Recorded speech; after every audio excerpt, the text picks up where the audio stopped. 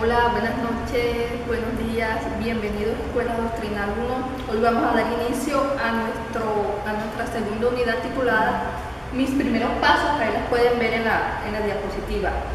Antes de nosotros de llegar aquí a esta iglesia, nosotros no conocíamos de quién era Cristo en nuestras vidas, quién era Jesucristo, qué hace Él por nosotros. Nosotros llegamos aquí, llegamos completamente como niños a aprender más de Dios, a aprender más de la palabra ya. Y ahora, a partir de este momento que ya tú recibiste a Jesucristo en tu corazón, es hora de que ya empieces a dar esos primeros pasos, no quedarte solamente ahí, sino seguir avanzando y aprender más de la vida de Jesús.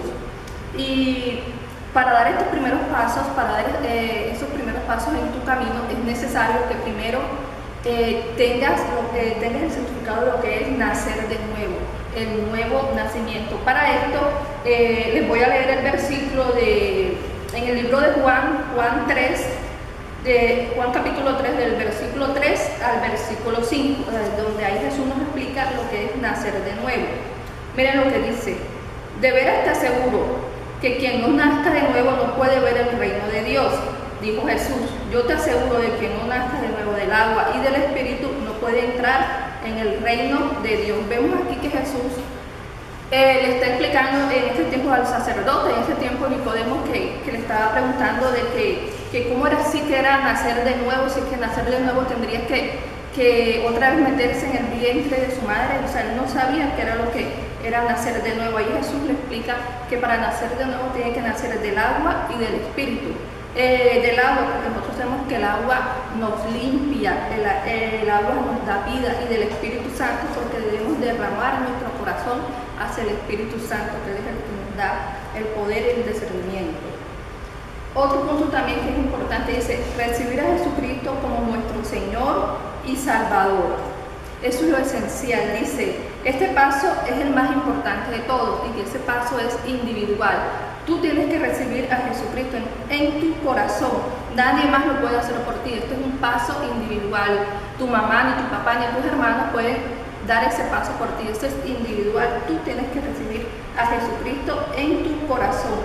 Y vamos a ver, aquí el Señor lo describe claramente en Juan capítulo 1, el versículo 12, que dice: mas cuanto lo recibieron, a los que creen en su nombre, les dio el derecho de ser llamados hijos de Dios. Nosotros somos llamados a ser hijos de Dios, pero para ser llamados hijos de Dios tenemos que recibir su palabra, tenemos que recibir a Jesucristo en nuestro corazón.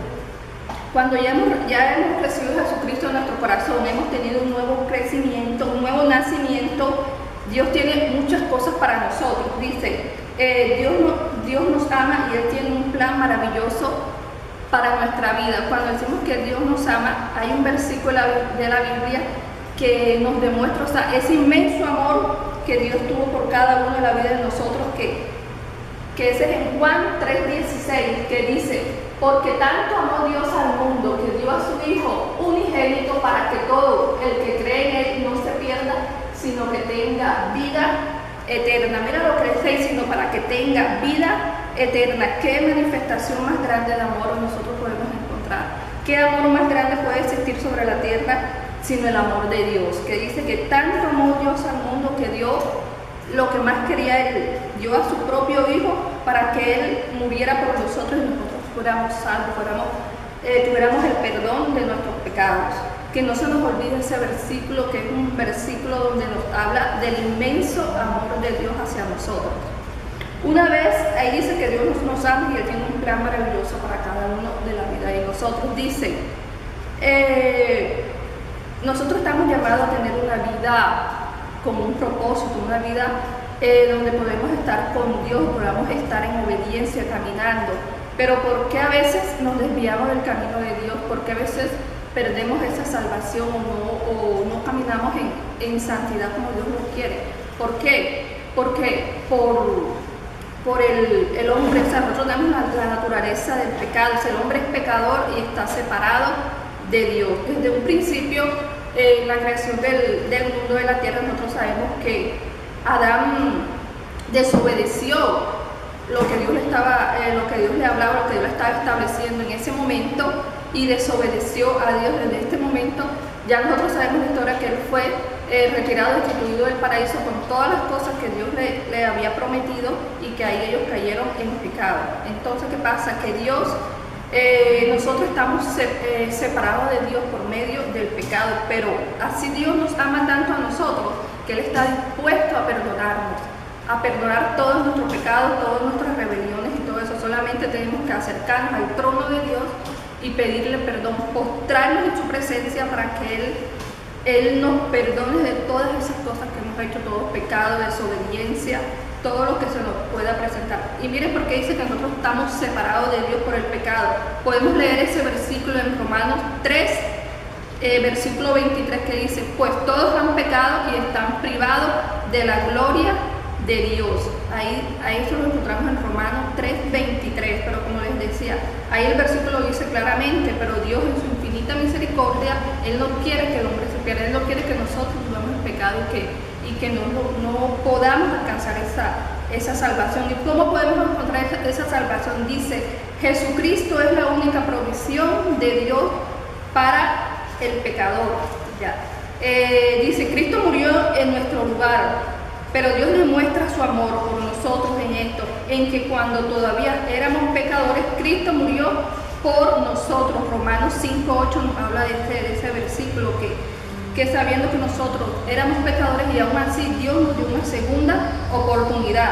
También podemos encontrar muchos versículos donde nos habla de eso. En Juan 14:6 que nos dice, que Jesús dice, yo soy el camino y la verdad y la vida. Nadie viene al Padre sino por mí. O sea, solamente por Jesucristo nosotros podemos acercarnos al Padre. Eres el puente que nosotros tenemos para acercarnos al trono de Dios, a su presencia. Y una vez de eso, que ya nosotros sabemos que Jesucristo es la única provisión que tenemos para apartarnos de ese pecado, y ya lo hemos recibido en nuestros corazones, nuestro Padre Celestial tiene muchas promesas para nuestra vida. Y una de esas promesas que Él tiene para nuestra vida es la vida eterna. Cuando hablamos de la vida eterna, eso quiere decir, por ejemplo, que nuestra alma eternamente va a estar ahí, pero hay dos lugares donde nuestra alma puede ser eterna, o preferimos tener una vida eterna con Dios ahí al lado del paraíso por el resto de toda nuestra vida, o tener una vida eterna, pero ya no va a ser al lado de nuestro Padre Celestial con todas esas cosas que nos promete, sino ya al lado de Satanás, donde todo es fuego y todo eso. Y entonces nosotros decidimos de dónde queremos estar. Y les vuelvo a leer ese versículo que no se les vaya a olvidar, que dice Juan 3:16, que nos habla de la vida eterna. Dice, porque tanto amó Dios al mundo que dio a su Hijo unigénito para que todo en el que Él cree no se pierda, sino que tenga vida eterna. Y el Señor lo dice claramente, para que tengamos vida eterna al lado de Él. Él no quiere que nosotros tengamos esa vida eterna al lado de Satanás, con todos los sufrimientos que hay al lado de Satanás. Otra promesa que el Señor nos da, dice, el perdón de pecados. Dice, la sangre de Jesús te limpia de todos los pecados. Nos vamos a 1 de Juan 1:9, que dice, si confesamos nuestros pecados, Dios, que es fiel y justo, Él nos perdonará, nos limpiará de toda maldad. Pero mire cómo dice, si confesamos nuestros pecados, nosotros tenemos en nuestro momento de intimidad con Dios, tenemos que acercarnos y confesar nuestros pecados. No podemos postrarnos ante la presencia de Dios sabiendo que en el transcurso del día o días anteriores hemos pecado, hemos peleado con alguien, hemos hecho algo que no le agrada a Dios. No, primero tenemos que confesar nuestros pecados al Padre Celestial, para que Él así tenga misericordia de nosotros, y dice el versículo que Dios es fiel y justo, Él nos perdonará, y así podemos entrar en su presencia más en comunión con Él. Tercera promesa que nos da el Padre, que es la condición de ser llamados hijos de Dios. Para eso vamos a leer Juan capítulo 1, versículo 12, que dice, mas cuanto lo recibieron, a los que creen en su nombre, les dio el derecho de ser hechos hijos de Dios. Ya nosotros no somos cualquiera, nosotros ya somos llamados hijos de Dios, somos hijos del Rey de Reyes y Señor de Señores. Antes nosotros solamente éramos una creación, éramos una criatura creada por Dios, por cuanto fue Dios quien creó el universo, quien creó todo lo que había a nuestro alrededor. Pero ahora tenemos una condición más hermosa, que ya no somos simplemente una creación, sino que somos llamados hijos de Dios. Vamos a leerle aquí el versículo de la carta a los Romanos, capítulo 8, el versículo del 14 al 17, se los voy a leer aquí, que dice: porque todos los que son guiados por el Espíritu de Dios son hijos de Dios, y ustedes no recibieron un espíritu que de nuevo los esclavice al miedo, sino el Espíritu que los adopta como hijos y les permite clamar: Abba Padre, Abba Padre. El Espíritu les asegura a nuestro espíritu que somos llamados hijos de Dios. Romanos 8, capítulo 8, del versículo 14 al 17, porque nosotros somos guiados por el Espíritu Santo y somos hijos de Dios. Miren que ya va, esto el Señor nos lo repite. Vamos a encontrar muchos versículos donde nos dice el Señor que nosotros somos llamados sus hijos. Entonces, que no se nos olvide que ya nosotros no somos cualquier persona en el mundo, sino somos los hijos de Dios, los hijos del Rey de Reyes. Vamos a ver la cuarta, que es: el Espíritu Santo ha venido a morar en ti. Esta es la cuarta promesa. El Espíritu Santo mora en nosotros, en nuestro cuerpo. Nosotros somos nuestro cuerpo es el templo del Espíritu Santo, y el Espíritu Santo nos sella a nosotros somos de su propiedad. ¿Por qué nos sella? Porque no son ejemplos que les puedo colocar ahora. Ustedes saben lo que es un sello, que se le coloca a cierta cosa, a veces a los animales en el campo les colocan un sello que quiere decir que es propiedad de su amo, de su dueño. Entonces así el Espíritu Santo nos sella a nosotros con ese sello, donde nos dice: ustedes son mis hijos, y tenemos esa referencia, somos sellados por el Espíritu Santo. Les voy a leer en Efesios 1, del capítulo 1, versículo 13 al 14, que dice: en él también ustedes, cuando oyeron el mensaje de la verdad, el evangelio que les trajo la salvación, y lo creyeron, fueron marcados con el sello que es del Espíritu Santo prometido. Este garantiza nuestra herencia hasta que llegue la redención final del pueblo adquirido de Dios para alabanza de su gloria. Nosotros ya estamos apartados por el Espíritu Santo, somos guiados y somos sellados por Él. Ahora pasamos a nuestra quinta promesa, que es nueva criatura. Nueva criatura dice: por lo tanto, si alguno está en Cristo, es una nueva creación, lo viejo ha pasado, ha llegado ya lo nuevo. Este versículo lo podemos encontrar en 2 Corintios 5, 17, dice: por lo tanto, si alguno está en Cristo, es una nueva creación, lo viejo ha pasado, ha llegado lo nuevo. Nosotros tenemos que dejar todo lo que éramos antes, ya no regresar ese pasado, no dejar que lo que vivimos antes fuera de la voluntad de Dios nos arrastre, sino ya somos una nueva criatura. Tenemos que mirar de aquí en adelante, ya que las cosas del pasado no tienen por qué volvernos a atormentar, ni mucho menos volver a caer en lo que éramos antes, en lo que practicábamos antes, en lo que hacíamos antes. Esas son las 5 promesas que el Señor nos da. Después que nosotros ya hemos tenido un nuevo nacimiento, recibimos a Jesucristo en nuestro corazón, el Padre nos regala esas 5 promesas que vemos aquí en las diapositivas.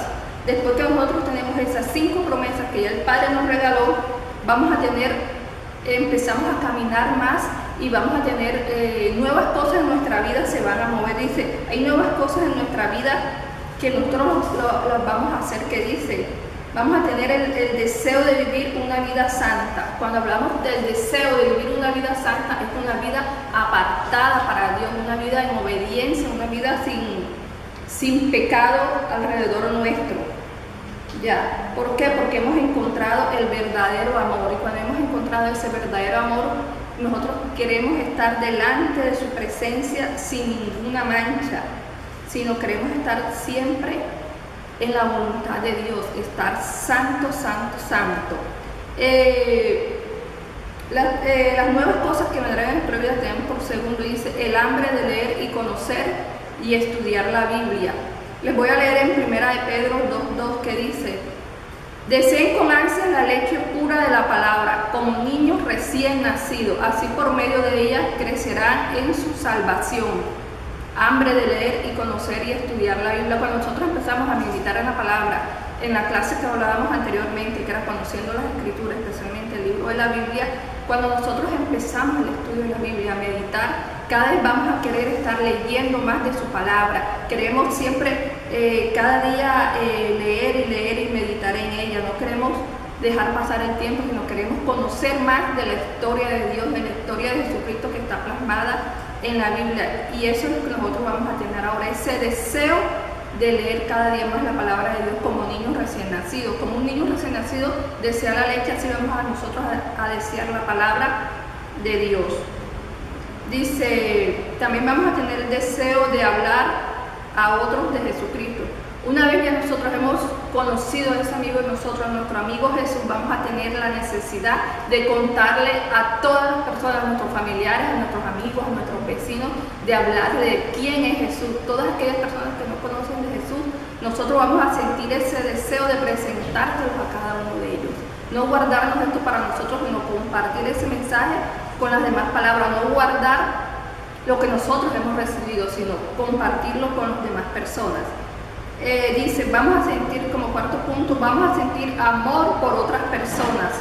Nosotros sabemos que hemos pasado de muerte a vida porque amamos a nuestros hermanos. El que no ama permanece en muerte. Dice, amor por otras personas. Nosotros vamos a empezar a sentir amor por esas personas de pronto que no nos caía bien, de pronto un compañerito del colegio que de pronto no nos cae bien porque nos torció los ojos, porque un día no nos dio merienda, por cualquier cosa. Entonces ya nosotros vamos a empezar a ver a todas esas personas de una manera diferente. Ya no nos vamos a fijar de pronto en que no nos hizo un favor o alguna cosa, sino ya vamos a ver esas personas con otros ojos de amor, porque si Dios nos perdonó a nosotros, nosotros también tenemos que perdonar a las demás personas. Y estas son las 4 cosas que se van a manifestar en nuestra vida, que vamos a sentir el deseo de hacer eso por las demás personas. Terminamos aquí el estudio de mis primeros pasos, y como recomendación vamos a leer en el transcurso de esta semana en nuestras casas, vamos a leer el libro de los Romanos, el capítulo 10. Vamos a leerlo y meditar en la palabra. Ahí están todas estas cosas que hemos enseñado aquí. Ahí las vamos a poder entender más y mirar ese mensaje de Dios. No se los olvide. La carta a los Romanos, el capítulo 10, todo completo. El día domingo hablamos sobre ese versículo, ese capítulo de Romanos 10. Que tengan un feliz resto del día. Gracias. Dios los bendiga.